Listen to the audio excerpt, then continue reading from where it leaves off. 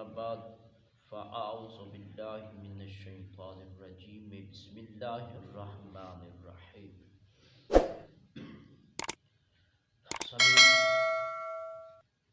کل یہ حدیث سے بیان کی گئی کہ جس کے اندر حضور احمد دو عالم صلی اللہ تعالی علیہ وسلم نے ارشاد فرمایا کہ اتنی تباہی دو بھوکے بھیڑیے بکریوں کے ریوڑ کے اندر نہیں مچاتے جتنی تباہی مال و دولت کی لالچ انسان کے دین کو مچاتی ہے۔ یہ دیکھ لو کہ جب انسان کے پاس مال دولت کی فراوانی ہوتی ہے تو پھر وہ شراب نوشی کے اندر بھی پڑتا ہے، رشوت دینے لینے کے کام کے اندر بھی وہ پڑتا ہے، جب مال پاس ہوتا ہے تو فضول خرچی بھی وہ کرتا ہے، تو جب مال پاس ہوتا ہے تو اس وقت وہ قتل و غارت بھی اپنے مقصد لے کر آتا ہے۔ تو اگر وہی مال جو فضول خرچی کے اندر قتل و غارت کے اندر یا رشوت دینے لینے کے کام کے اندر یا شراب نوشی کے اندر وہ خرچ کرتا ہے، اگر وہی مال وہ رب کی رضا کے لیے کسی نیک کام کے اندر کرے تو اگر گناہ میں خرچ کرے گا تو اس کا جواب دینا پڑے گا، اگر اچھائی کے کام کے اندر خرچ کرے گا تو وہی مال اس کے حق کے اندر گواہی دے گا۔ ان کے اتنا فرق ہو جاتا ہے۔ تو حضرت سیدنا عبداللہ بن مسعود رضی اللہ تعالی عنہ فرماتے ہیں کہ حضور احمد دو عالم علیہ السلام آپ چٹائی پہ آرام فرما رہے تھے، جب آپ سو کر اٹھے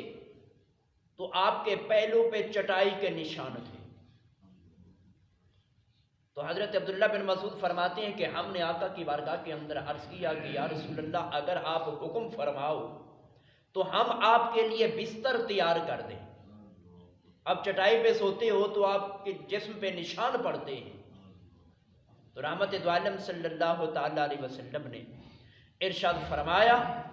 کہ میرا دنیا سے کیا واسطہ، میں تو دنیا میں اس سوار کی طرح ہوں کہ جو کسی درخت کے سائے کے نیچے رکتا ہے تو کچھ دیر کے بعد پھر اس درخت کو وہیں چھوڑ کر وہ چلا جاتا ہے۔ تو فرمایا کہ میری تو یہ کیفیت ہے، تو میں نے بستر کیا کرنے ہیں، دنیا کا آرام عیش میں نے کیا کرنا۔ لیکن ایک طرف حضور احمد دو عالم علیہ السلام کا گزر بسر ہم دیکھیں اور ایک طرف آج ہم اپنا نظام دیکھیں کہ گرمیوں کے بستر الگ، سردیوں کے الگ، درمیانے موسم کے بستر الگ ہیں ہمارے، اور پھر بھی ہم اپنی اس حالت کے اوپر خوش نہیں ہیں کہ اللہ نے ہمیں دیا کیا ہے۔ اسی طرح ایک اور حدیث کے اندر حضور احمد دو عالم علیہ السلام نے ارشاد فرمایا کہ جو آج غریب جزا فضا کرتے ہیں، اپنے گلے شکوے کسی کو سناتے ہیں، تو نبی کریم علیہ السلام نے ارشاد فرمایا کہ غریب لوگ امیروں سے 500 سال پہلے جنت کے اندر داخل ہوں گے۔ صحابہ نے عرض کیا کہ وجہ کیا ہے کہ غریب لوگ امیر لوگوں سے 500 سال پہلے جنت کے اندر کیوں جائیں گے؟ تو رحمت دو عالم صلی اللہ تعالی علیہ وسلم نے ارشاد فرمایا وہ اس بنا پہ کہ غریب اس کے پاس تو اتنے اسباب بھی نہیں تھے کہ جس کی وہ زیادہ دیر حساب دیتا۔ امیروں کو تو رب نے مال و دولت دیا تو وہ اس کا حساب دیتے دیتے ان کو دیر ہو گیا۔ اس کی مثال یہ دیکھو کہ جیسے آپ اپنے بچوں میں سے 2 بچوں کو بازار کے اندر بھیجو، ایک کو 100 کا نوٹ دے کر اور ایک کو 1000 کا نوٹ دے کر بھیجو، تو ان کو سودے بتاؤ کہ فلاں فلاں چیز لے کر آؤ اور بعد میں حساب بھی دینا ہے۔ تو جس نے 100 کا نوٹ جو بازار میں لے کر گیا تو اس نے تو 1 منٹ کے اندر آ کر 100 کا حساب دے دینا ہے، اور جس نے 1000 کا خرچہ کر کے آیا ہے تو اس کو 1000 کا حساب دینے میں کم و بیش 5 منٹ تو لگیں گے۔ تو ایسے ہی قیامت کے دن امیر اور غریب کا معاملہ ہوگا کہ جس کو آج جتنی زیادہ نعمتیں ملیں گی، جتنا زیادہ مال و دولت ملے گا، جتنا زیادہ وہ اپنا کاروبار کرے گا، جتنے لوگوں سے وہ لین دین کرے گا، جتنے لوگوں کے ساتھ وہ اپنے معاملات چلائے گا، قیامت کے دن ان سب کا اس نے حساب دینا ہے۔ تو ایک اور حدیث کے اندر حضور رحمت دو عالم علیہ السلام نے ارشاد فرمایا کہ میں نے جنت کے اندر جھانکا، دیکھا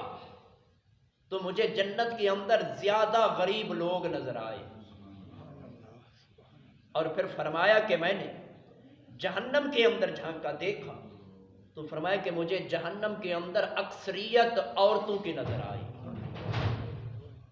جنت کے اندر غریب زیادہ، امیر تھوڑے، کیوں؟ اس لیے کہ جب مال آتا ہے تو مال کی وجہ سے اکثر یہ ہوتا ہے کہ لوگ دین کو چھوڑ جاتے ہیں، گناہوں کے کام کے اندر لگ جاتے ہیں۔ تو جب انسان گناہ کا کام کرتا ہے تو ظاہر ہے کہ اس نے پھر اس گناہ کی سزا پانے کے لیے جہنم کے اندر تو جانا ہے۔ تو حضرت اسامہ بن زید رضی اللہ تعالیٰ عنہ فرماتی ہیں کہ حضور رحمت دو عالم علیہ السلام نے ارشاد فرمایا کہ میں جنت کے دروازے پہ کھڑا ہوا تو فرمایا کہ میں نے دیکھا کہ جنت میں داخل ہونے والے اکثر مسکین لوگ تھے، اور آگے پھر فرمایا کہ دولت مندوں کو، امیر لوگوں کو روک دیا گیا تھا، اور پھر فرمایا کہ میں نے دوزخیوں کو دوزخ میں ڈالے جانے کا منظر بھی دیکھا کہ حکم دیا گیا تھا کہ جہنمیوں کو اب جہنم میں ڈال دو۔ دو وجوہات ہو سکتی ہیں امیر لوگوں کو روکنے کی،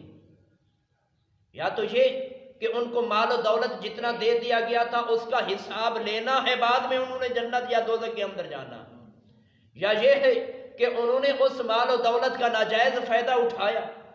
گناہ کے کام کے اندر اس دولت کو لگایا، جس وجہ سے جنت سے روک کر ان کو جہنم کے اندر ڈالا گیا۔